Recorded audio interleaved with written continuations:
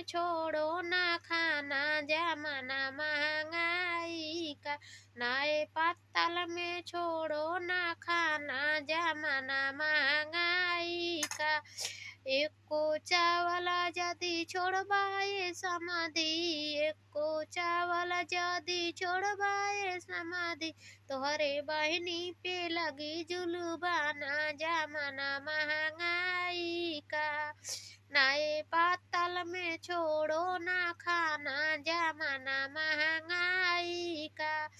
एको चावल जदि छोड़बाए समाधि, एको चावल जदि छोड़बाए समाधि, तोहरे बहिनी पे लगी जुलूबाना जमाना महंगाई का।